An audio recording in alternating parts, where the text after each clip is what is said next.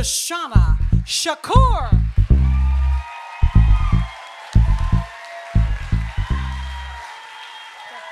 In 1971, me and my boyfriend, we were outside Mumford High School in the parking lot, sitting in his 1963 souped up black Dodge Polar. And we were sitting in that car figuring out how to be together. Because my parents had told me, don't ever see that boy again. But he and I figured that what we needed to do was to get married so we can be together forever. But my parents were not about to let their 15-year-old daughter get married. So then he and I, Dumb and Dumber, we then figured that we had to get me pregnant to force my parents' hands to allow me to get married. So we went happily on our journey, sneaking around and enjoying every minute of it until our mission was accomplished. And I had to tell my mom that I was pregnant. And my mother was so disappointed in me. And so much so that she told me I had to break the news to my daddy. And that was one of the most difficult things in my life, really, to tell my daddy that his 15-year-old baby girl was pregnant. He didn't speak to me for about a month. It broke his heart. But then time went on. I turned 16. And my parents had had many discussions by then. And they decided to go ahead and sign the papers to allow me to get married. And then 2 months later, my beautiful 8-pound, 8-ounce baby boy was born. And we decided to give him an African name like many black parents were doing in that period. And we named him Giaco Jasiri. So, Giaco, then after 3 more children, 3 more kids, me, decided to go to law school. So, you know, it's kind of difficult to study for law school with 4 kids, right? So I would always study at night, in the middle of the night to be exact. And sometimes I would have my baby girl, Maisha, in one arm, feeding her, and I would have a law book in the other. And 10-year-old Giaco would wake up and come and help me study. And I don't care if it was torts, contract law, property, it didn't matter what the subject was. This boy would come and quiz me. That's just how smart he was. He was actually brilliant. And then came the time that I got kicked out of law school. Yes, I did, but I'm not ashamed.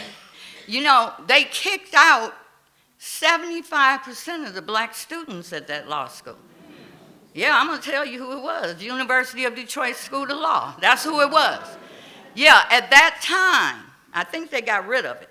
But at that time, they had a mandatory elimination policy where at the end of the year, the lower 15 percentile of the class automatically flunks out, right? So who's in that lower 15 percentile? So we, of course, sued. And we were able to settle out of court. And several of the students were allowed back into the school, and they became attorneys and one a judge. Unfortunately, I wasn't a part of that group. But of those students that got back in, 3 of them only needed 1 to 3 classes to graduate anyway. So that, if you want to do some research, researched that policy. What was wrong with that? All right, so then, you know, when I started law school, I quit my job so I could spend all my time with my children and my law studies. I found myself in quite a dilemma. I was out of law school, and I didn't have an income. And when I started law school, my husband, he started another woman.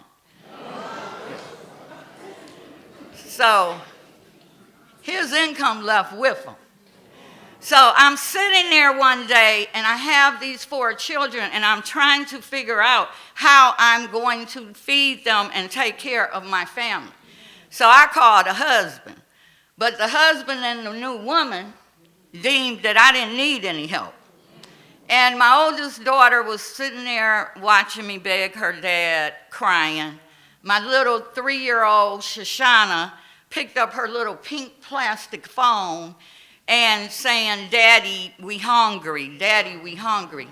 And Giaco, who was about 12 at this time, after I hung up with his father, he said, "Ma, let me go around the corner to Farmer Jack's and carry groceries." I said, "No, it's too dangerous." Actually, around that time, a young man his age had been murdered at I believe, a Farmer Jack's in Highland Park carrying groceries. So while I continued to sit there depressed, contemplating what I was going to do because I was too embarrassed to call my parents and let them know what a dilemma I was in, I heard the front door slam shut, and Giaco was gone. But he returned 2 hours later, and he had a bag of groceries in one arm, and he had a bag of baby milk and Pampers in the other.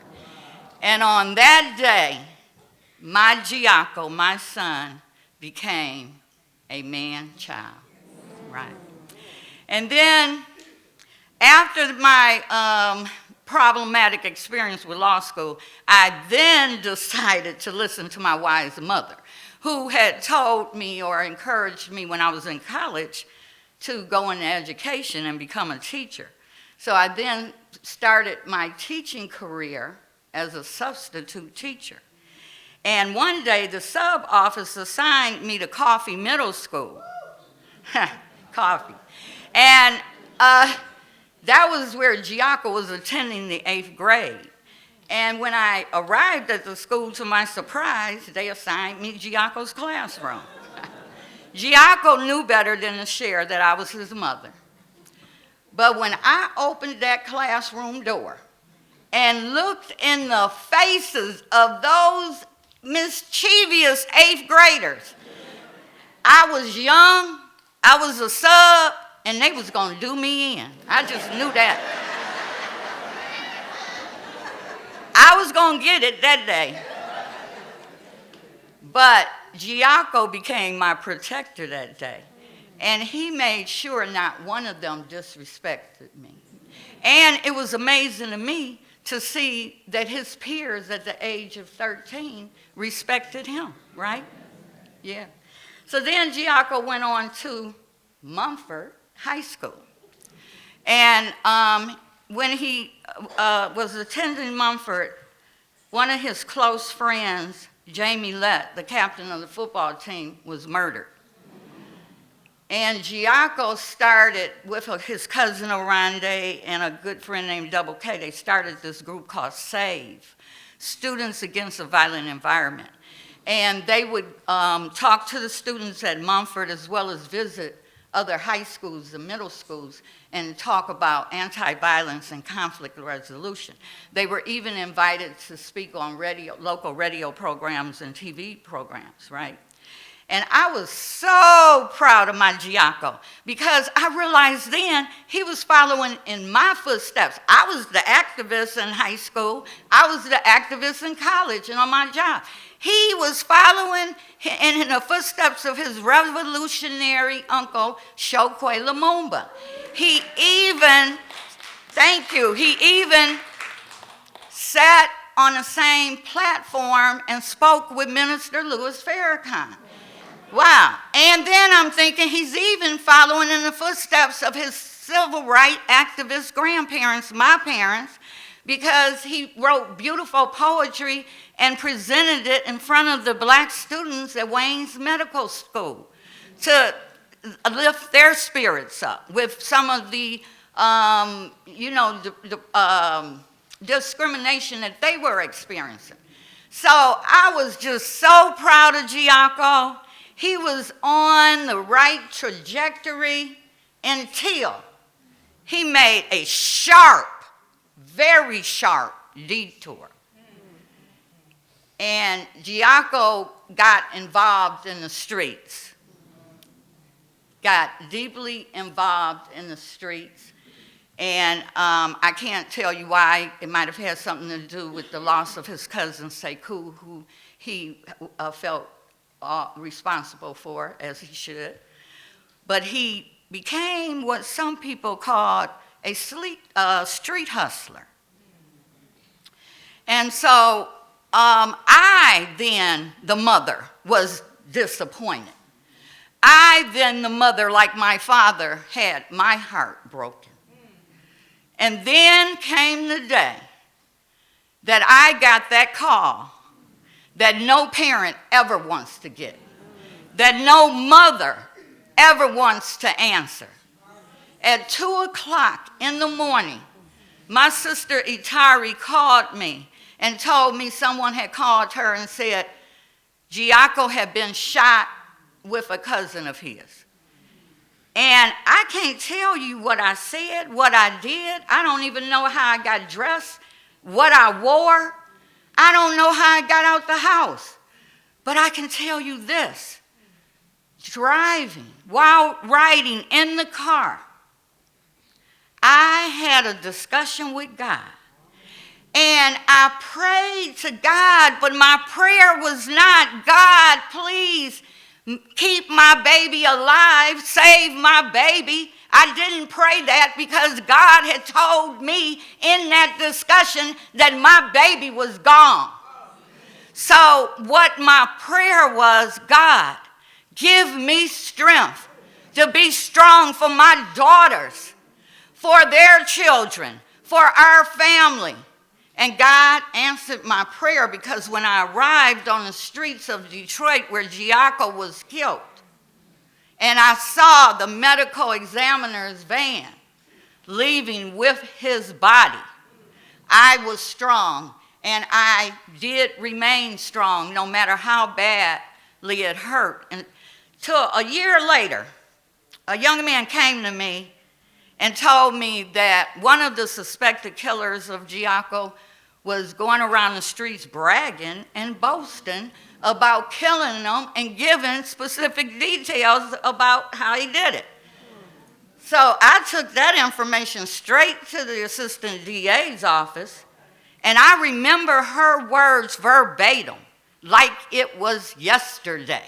She said to me, "It will just be a matter of time before he's gone." And I said, wait. Do you think that I want this young man dead, that that's the justice I want for my son? No. I want that young man arrested. I want him prosecuted. I want him on trial. I want him to tell me why he felt the need to take my baby's life. That's what I want. I don't want his family going through what my family was going through. I don't want his grandmother, who I understand raised him. I don't want her going through the hell that I was going through. And I certainly don't want the vicious cycle of young black men killing young black men to continue. And I told her all that, and she didn't listen, because there was no one prosecuted, no one put on trial for Giaco's murder. But you know what? She was right about one thing. Several months later, a young man came to me and told me that that boy had been killed. And I called up a law enforcement friend of mine and asked him about if he could get the details for me, which he did.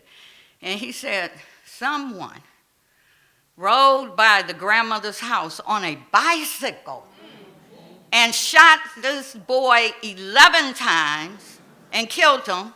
And he remained, I understand, in the morgue for about a month because his grandmother couldn't funeralize him. That's what happens in the vicious cycle of young black men killing young black men, right? And then after Giaco's death, his godfather was a filmmaker in New York at the time. And he came to Detroit, he said, to make a documentary on Giaco's life. It was quite interesting. But I don't really think that's why he came. I think he came to give me and my oldest daughter, Nani, some coping strategies of how to deal with the grief we were going through. And he took us around and he showed us how to interview people and how to videotape those interviews, right? And it was very beneficial because I learned some remarkable things about my son that I didn't know. One of his friends, Big Shell, said Giaco was this big gambler. I knew Giaco was a gambler, but he said no, he would beat everybody at the table and take the house too. But he almost never left without turning to one guy and saying, here man, take this money and pay your rent. Turning to another guy and say, here man, take this money and get your kids some clothes. Giaco had a big heart. That's what I knew, but he was confirming this, right? And then one day I picked up one of my daughters, I think it was Shushanna at Giaco's house, and I saw the elderly neighbor coming, looking out her door. First she was just looking out the door at my car. And I turned my head, I didn't want her to see me, because I knew Giaco gave card parties. And I had asked him not to do that when he had an elderly neighbor next door. But she just kept looking, and then she started coming. And then she came down the stairs. Next thing I know, she was tapping on the window. And so I rolled the window down, and she said, so you're the mother? And I said, yes, I'm the mother. And she said, well, let me tell you. And I'm like, oh, I'm in for it now. But she proceeded to speak, and she said, your son is one of the most respectful young men ever. And she said, they get out of hand over there from time to time, but he always puts them in their place. And then she said, he checks on me all the time. He cuts my grass, he shovels my snow, and he goes grocery shopping for me. And her name is Mrs. Gray. Mrs. Gray was one of 200 or 300 people that were at Giaco's funeral. So that is who Giaco was. And then Big Shell's brother told me that Giaco always liked to tell stories. With every life situation, he had a story to tell with a life lesson attached, right? And I said, how amazing. That's what his name means, Giaco. Giaco means witch doctor. And a witch doctor in an African culture is someone who is a spiritual healer, a physical healer, but also the keeper of stories like a griot, right? And Giaco, that's his name. I found that so amazing. And then about 3 weeks before Giaco's death, he and I had one of our heart-to-heart conversations that we would have from time to time, and where I would over and over again try to talk him into coming out of the streets. And he said, Ma, how am I going to come out the streets? First of all, I can't just get a regular 9 to 5. I have a felony on my record, and I'm taking care of too many people. I can't do that working at McDonald's. And he said, Ma, what do you think I'm doing out there in the street? He said, I'm not hurting nobody, harming nobody, raping, robbing, or killing anybody. Actually, I talk guys out of committing crimes. I talked a guy out of committing a B&E the other day. And don't you ever let anybody tell you I'm doing different. I'm all right with God, and God is all right with me. And that's what my son told me, and that's what I choose to carry with me. A few years before Giaco died, I was a juvenile probation officer, and I learned that what those young people needed most was organized, constructive, regular activities. So my father-in-law, Sherman Kane, who was a grant writer at the time, helped me put together a proposal for a youth program. Unfortunately, I wasn't able to get any funding for that youth program. But you know the saying that when you call on God, he don't always come when you call him, but he's always right on time, right? So 1 month after Giaco died, Kwame Kenyatta, who was Wayne County Commissioner at the time, called me up and said, Shushanna, I have the funding for your youth program. And not only that, I have the location, the Brightmoor Community Center. And they need you as much as you need them, right? And I said, yeah, Kwame, but my son, you know, just died. I don't think I could do that. He said, well, think about it and give me a call back. I thought about it, and I could hear Giaco's voice telling me, Ma, you know you want to do it. You know the kids need it. Go ahead and do it. So in June of 2004, with the help of my family, friends, people like Kwame Kenyatta and grants, we started the Heritage Youth Program. That was in 2004. Over the last 19 years, we have serviced over 4,000 youth.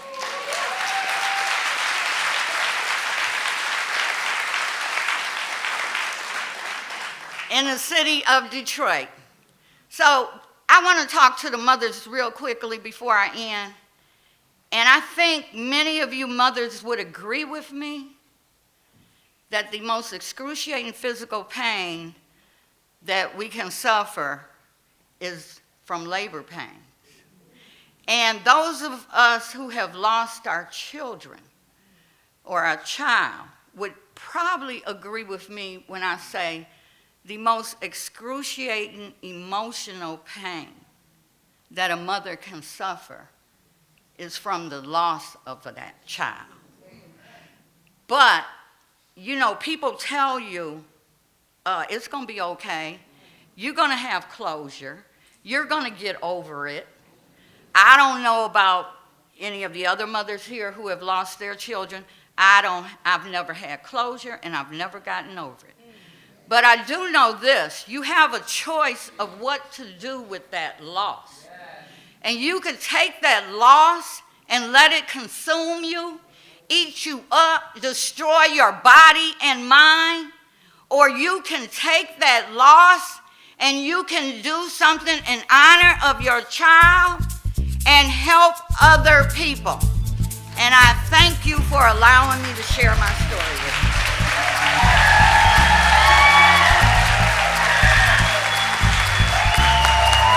Shushanna Shakur.